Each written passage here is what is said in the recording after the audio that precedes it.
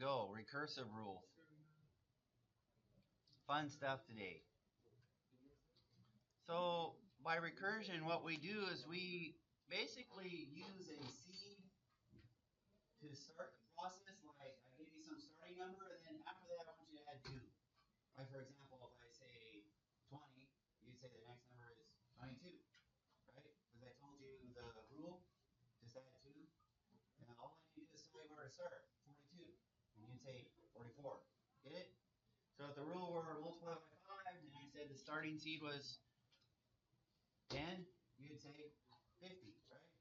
And so that's kind of how a recursion works. Like once I give you the first one, you can start cascading. I mean, you could just keep going.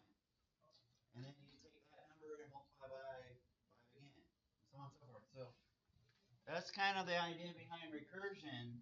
Now we're just going to go through it a little bit slower and define a few things and that kind of stuff. By the way, the formulas that we had over the first 4 sections are up on the board.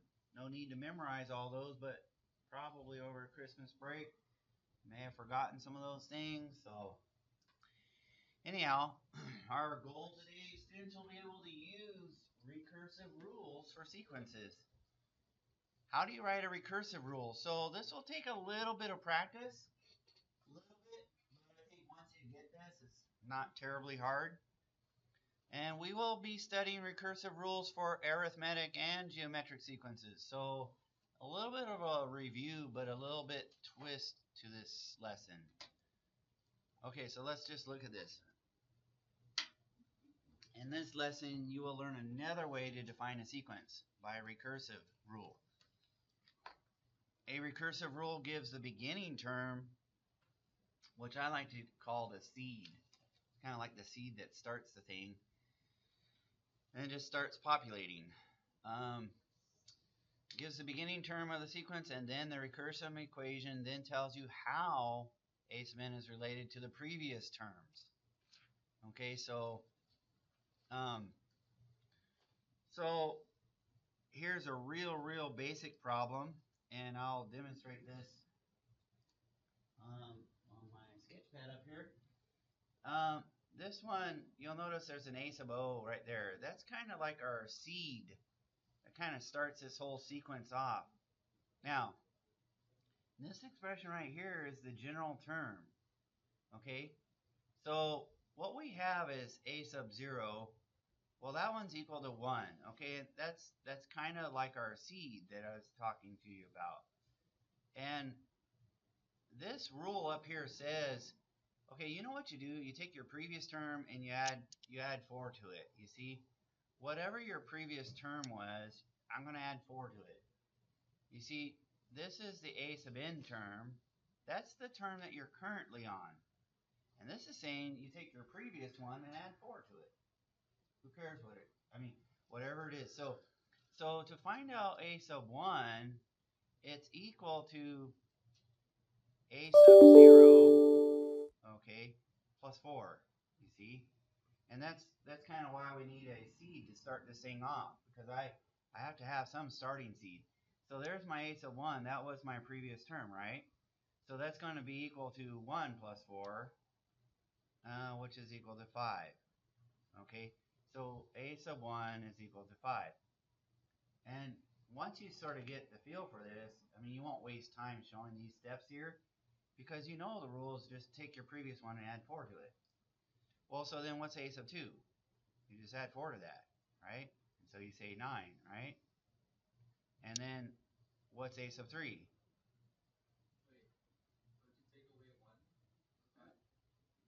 Hold up. Where's the one that you're talking about? Are you talking about this? Yeah. This says whatever your term on, whatever the term that you're on, which is a sub 3, it says take your previous one, which would in this case be a sub 2. You see, look, if n is equal to 3, okay, then that part would be a sub 3, right? What would this part be? A sub 2. So it's saying take your previous term and then add 4 to it. So to find the a sub 3 term, you got to find the a sub 2 term. And likewise, if I were going to do, you got to get used to this notation, but once you've seen it a couple times, it'll go a lot faster. Look, if I were on a sub 2, write that as a 2 there, then what's that mean? It's saying the previous one would be a sub 1, and then you add 4 to that. And if you were on a sub 1, it'd say, well, then you got to go to the previous term, which would have been a sub 0 plus 4.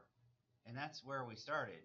We started with 1, so we put the 1 in there and we added 4 to it, and we got 5.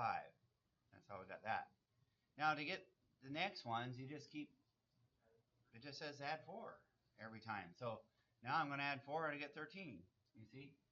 And so recursion formulas are pretty easy. Once you get the rule, I mean, you just keep going. So the next one is going to be a sub 4, right? And it's going to be, what, 17? So is that hard? Pretty easy? Okay, so that's like an arithmetic one, okay? This one is a geometric one. So let me show you part B now. Let me get my eraser and make some more room here. I hope this is making sense. It's not terribly hard. We're going to go to our study guide here in just a moment. Stop interrupting. Okay, so this time the seed starts off at 1, and then this says, look how this is related. It says, whatever your n is, you multiply by 3, take 3 and multiply by your previous term. This is your current term. This is the current, okay? This is the one that you're on right now. And this one, of course, is your previous. This is your previous term. Because it's talking about n minus 1 here. Previous. Okay, so if you wanted to figure out a sub 2 quickly, you just say, okay, well, it's 3 times whatever your previous one. Well, in this case, it'd be a sub 1. That is a sub 1 right there. So it's 3 times 1. You just take your previous. You see why you have to have a seed? You have to have a starting number, and then you just start doing the rule after that. And the rule right here, there's the rule. Take 3 and multiply it by your previous term. So in this case, we get 3 times 1, which is equal to 3. And now how about a sub 3? Is this getting easy now? To find out the new one, you're going to take your old one and multiply by 3 again. So 3 times 3 equals 9. So now to get the next one,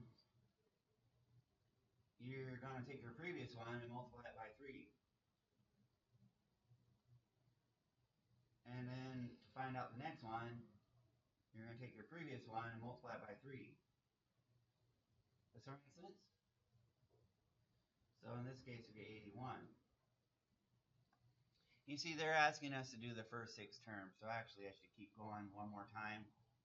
A sub 6 then would be equal to 3 times 81, which I can't quite remember. So I'll just use my calculator. 3, what did you say? Huh? 327? 227? You sure? I don't think that's right. Okay, so I'm going to change my calculator to normal. 3 times 81, 243. That sounds better. So that one's equal to 243. Okay, so you have your study guide now, right? And I think what you can do now is your first 3 problems on your study guide. So let's look at the study guide real quick. You see, so you're just doing this idea where you have a seed. The seed is always the first term. And then this tells you how they're related. Okay, so what I'm going to do is give you about 5 minutes to do these first 3, okay? On your study guide. So I'm going to pause the video. Okay, the second type of problem is where we have to start coming up with the rules on our own. And So to help you come up with the rules, you might want to write these down somewhere on your notes. I'll write these also on the board real quick here. Just give me a moment. So for the arithmetic, we have a sub n is equal to.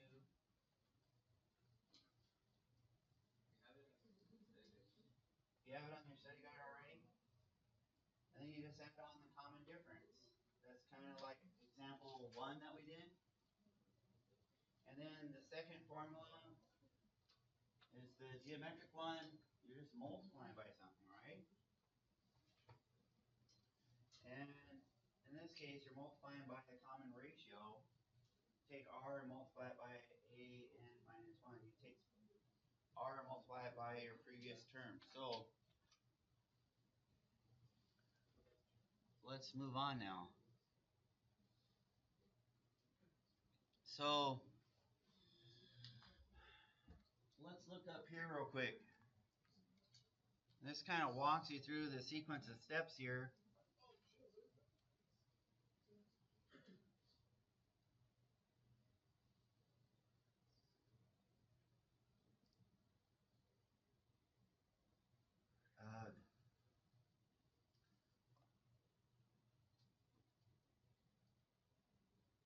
All right. So what do you notice about this sequence? Now, try not to look at this answer here. I was supposed to have that off of there. But you'll notice this goes up by 10, right? There's 10 there. There's 10 here. Okay. There's 10 here. So you should identify that. Well, that's a regular arithmetic. So that's an arithmetic one.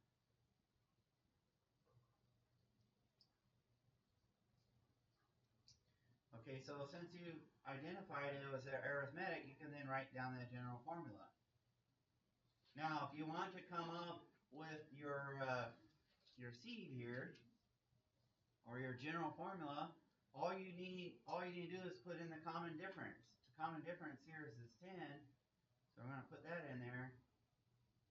And then there's our general term. All we're doing is adding 10. And so that looks just like the example 1 that we came up with, or that we did just a few moments on the study guide, right? Likewise, if you check for a common difference this time, it's fairly obvious that there's no common difference, right?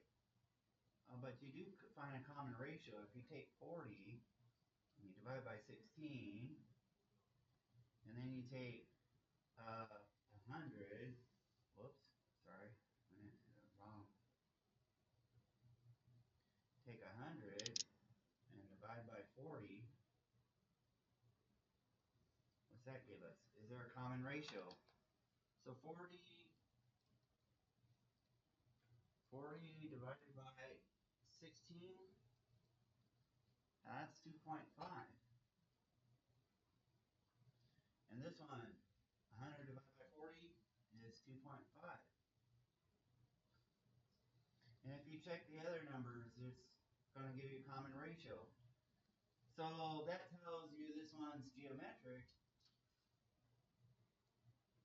And so now you're going to use the general formula for that one. Remember, it's sitting right here. Since they found the common ratio right there, they just substituted in. So to come up with the general formula is not that hard, as long as you can identify which formula is what. So once again, let's try our study guide for a few moments and see if we can do the next group of problems.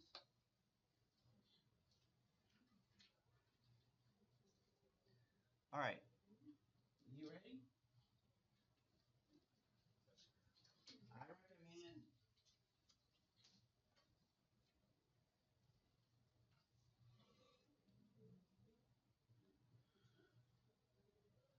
these are all arithmetic, right?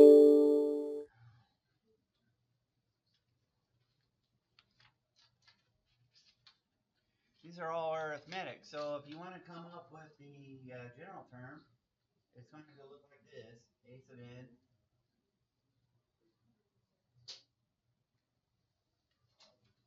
the plus or minus the common difference. plus the common difference. So if you look here, what is the common difference? Quickly realize this is plus 2, right? So for number 4, a sub n is equal to the previous term, a sub n minus 1 plus 2.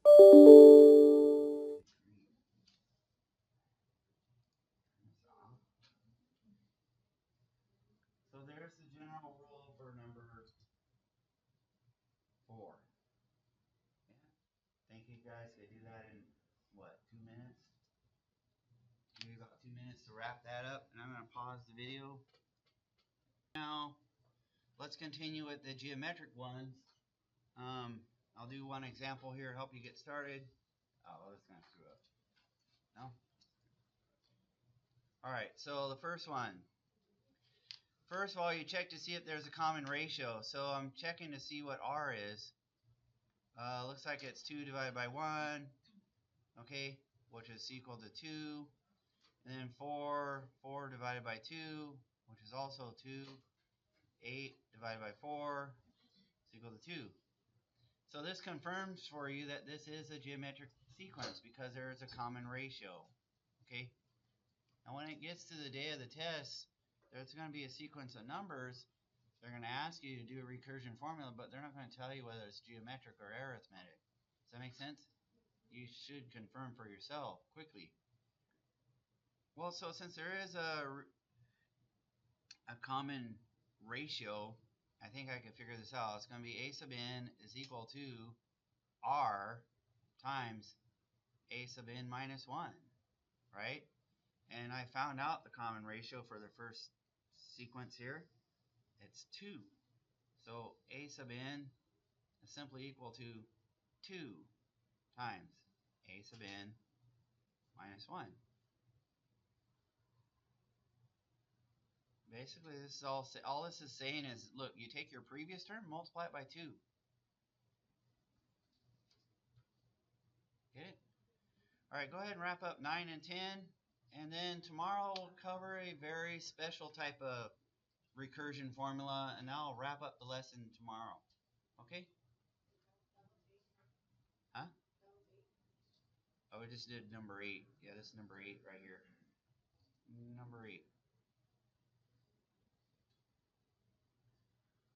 Okay, so get in the habit of confirming what kind of sequence it is and determining what the common ratio is or what the common difference is before you move on.